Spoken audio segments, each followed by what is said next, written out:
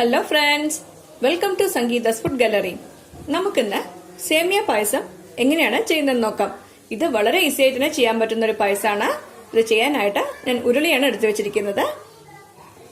ഇനി ഇതിലേക്ക് 1 ലിറ്റർ പാല് ചേർത്ത് കൊടുക്കണ്ട്. ഇനി ഇതിലേക്ക് 1 കപ്പ് വെള്ളം കൂടെ ചേർത്ത് കൊടുക്കണ്ട്. 250 ml കപ്പിലാണ് 1 കപ്പ് വെള്ളം ചേർത്ത് കൊടുത്തിരിക്കുന്നത്. ഇനി നമുക്ക് ഗ്യാസ് ഒന്ന് ഓൺ ചെയ്ത് കൊടുക്കാം. പാല് നല്ല തിക്കായിട്ടുള്ള പാലാണ്, അതുകൊണ്ടാണ് 1 കപ്പ് വെള്ളം ചേർത്ത് കൊടുത്തിരിക്കുന്നത്. അധികം തിക്കില്ലാത്ത പാലാണെങ്കിൽ വെള്ളം ചേർത്ത് കൊടുക്കേണ്ട ആവശ്യമില്ല, പാല് തന്നെ മതി. ഇനി ഇതൊന്ന് നന്നായിട്ട് ചൂടാക്കി എടുക്കണം. പാല് ഇളക്കി കൊടുത്തോണ്ട് തന്നെ ഇരിക്കണം കേട്ടോ, അല്ലെങ്കിൽ അടിയിൽ പിടിക്കും. കുറച്ചൊന്ന് വറ്റുന്നത് വരെ ഇതൊന്ന് തിളപ്പിക്കണം കേട്ടോ. ഇപ്പൊ പാല് ചൂടാവട്ടെ. അതിന് മുമ്പ് നമുക്ക് അണ്ടിപ്പരിപ്പും സേമിയൊക്കെ ഒന്ന് വറുത്ത് വെക്കണം. ഇതിനായിട്ട് ഒരു പാൻ ചൂടാക്കാൻ വെച്ചിട്ടുണ്ട്. ഇതിലേക്ക് 2 ടേബിൾ സ്പൂൺ നെയ്യ് ചേർത്ത് കൊടുക്കുക. പിന്നെ നെയ്യൊന്ന് നന്നായിട്ട് ചൂടാക്കി എടുക്കണം.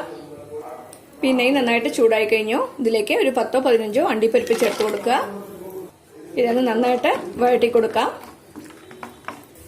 അണ്ടിപ്പരിപ്പൊക്കെ റോസ്റ്റ് ആയിട്ട് ഒരു ഗോൾഡൻ കളർ വന്ന് തുടങ്ങിയിട്ടുണ്ട്. ഇനി ഇതിലേക്ക് ഒരു 10-15 കിസ്മിസ് കൂടെ ചേർത്ത് കൊടുക്കാം. ഇതും ചേർത്തിട്ട് നന്നായിട്ടൊന്ന് വഴറ്റി കൊടുക്കുക. ഇതൊക്കെ നന്നായിട്ട് റോസ്റ്റ് ആയിട്ടുണ്ട്. ഇപ്പൊ തീ ഓഫ് ചെയ്ത് കൊടുക്കുക. ഇനി നമുക്കിതൊരു പ്ലേറ്റിലേക്ക് മാറ്റി വെച്ച് കൊടുക്കാം. അണ്ടിപ്പരിപ്പ് മുന്തിരിയൊക്കെ ഒരു പ്ലേറ്റിലേക്ക് മാറ്റി വെച്ചിട്ടുണ്ട്. ഇതേ നെയ്യിലേക്ക് തന്നെ 1/2 കപ്പ് സേമിയ ചേർത്ത് കൊടുക്കുന്നുണ്ട്. ഇതൊന്ന് റോസ്റ്റ് ചെയ്ത് കൊടുക്കുക. മീഡിയം ഫ്ലെയിമിൽ വെച്ചിട്ട് തന്നെ റോസ്റ്റ് ചെയ്താൽ മതി കേട്ടോ. ഈ സേമിയ ഒരു ഗോൾഡൻ കളർ വരുന്നവരേക്കും നമുക്ക് ഫ്രൈ ചെയ്ത് കൊടുക്കണം കേട്ടോ. നിങ്ങൾ സേമിയ വാങ്ങിക്കുമ്പോൾ തന്നെ റോസ്റ്റ് ചെയ്ത സേമിയാണ് വാങ്ങിക്കുന്നതെങ്കിലും ഇതുപോലെ ഒരു 1-2 മിനിറ്റ് റോസ്റ്റ് ചെയ്തിട്ട് വേണം കേട്ടോ പായസത്തിൽ ചേർക്കാൻ. അപ്പോഴേ നന്നായിട്ടുണ്ടാവുള്ളൂ. അപ്പൊ ഞാൻ വാങ്ങിച്ചിരിക്കുന്നത് റോസ്റ്റ് ചെയ്യാത്ത സേമിയാണ്, അതുകൊണ്ട് ഇതൊരു ഗോൾഡൻ കളർ വരുന്നവരേക്കും നമുക്കൊന്ന് ഫ്രൈ ചെയ്ത് തന്നെ കൊടുക്കണം. ഇപ്പൊ സേമിയൊക്കെ നന്നായിട്ട് റോസ്റ്റ് ആയിട്ട് നല്ലൊരു ഗോൾഡൻ കളർ വരാൻ തുടങ്ങിയിട്ടുണ്ട്. അപ്പൊ നമുക്ക് തീ ഓഫ് ചെയ്ത് കൊടുക്കാം. നമുക്കിതിനെ മാറ്റി വെക്കാം. ഇപ്പൊ ഈ പാലൊക്കെ കുറച്ച് വറ്റിയിട്ടുണ്ട്. നമുക്കിതിലേക്ക് സേമിയ ചേർത്ത് കൊടുക്കാം. ഇപ്പൊ നമ്മൾ റോസ്റ്റ് ചെയ്ത് വെച്ചിരിക്കുന്ന സേമിയ ഇതിലേക്ക് ചേർത്ത് കൊടുക്കാം. ഇത് നന്നായിട്ടൊന്ന് മിക്സ് ചെയ്ത് കൊടുക്കുക. അതിനുശേഷം ഈ സേമിയ ഒന്ന് വേവിച്ചെടുക്കണം. ഈ സേമിയൊക്കെ നന്നായിട്ട് വെന്തിട്ടുണ്ട്. അപ്പൊ നമുക്ക് വെന്തോന്ന് അറിയാൻ വേണ്ടിയിട്ട് ഒരു സേമിയ എടുത്ത് കയ്യിൽ വെച്ചിട്ട് ഉടച്ചു നോക്കുക. പിന്നെ പ്രസ് ചെയ്യുമ്പോൾ ഉടഞ്ഞാൽ മതി. സേമിയ പാകമായിട്ട് വെന്തിട്ടുണ്ട്.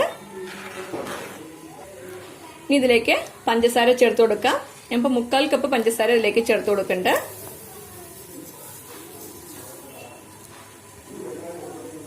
ഇത് നന്നായിട്ടൊന്ന് ഇളക്കി കൊടുക്കുക. എനിക്ക് ഈ ഒരു അളവിലേക്ക് 3/4 കപ്പ് പഞ്ചസാരയുടെ മധുരം കറക്റ്റ് ആയിട്ടുണ്ട്. നിങ്ങൾക്ക് ആവശ്യമുള്ള മധുരത്തിനനുസരിച്ച് പഞ്ചസാരയുടെ അളവ് കൂട്ടിയോ കുറച്ചോ കൊടുക്കാം കേട്ടോ. ഇനി അടുപ്പ് മീഡിയം ഫ്ലെയിമിൽ തന്നെ വെച്ചിട്ട് നന്നായിട്ടൊന്ന് കുറുക്കിയെടുക്കണം.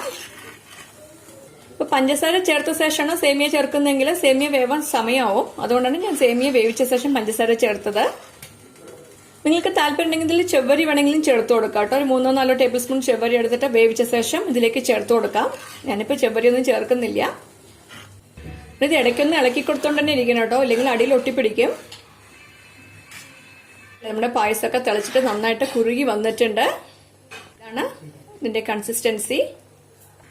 ഇപ്പോഴും സേമിയ പായസം ആറുമ്പോൾ കുറച്ചുകൂടെ തിക്കാവും. അതുകൊണ്ട് ഈ കൺസിസ്റ്റൻസിയിൽ നിർത്തുമ്പോൾ നമ്മൾ ആറുമ്പോൾ ഇതിന്റെ തിക്നെസ് ഇനിയും കറക്റ്റായിട്ട് വരും. ഇതിലേക്ക് 1 പിഞ്ച് ഉപ്പ് ചേർത്ത് കൊടുക്കണ്ട. അധികം ചേർക്കണ്ട കേട്ടോ, 1 പിഞ്ച് മാത്രം ചേർത്താൽ മതി. ഈ മധുരം ഒന്ന് ബാലൻസ് ചെയ്യാൻ വേണ്ടിയിട്ടാണ് ഈ ഉപ്പ് ചേർക്കുന്നത്.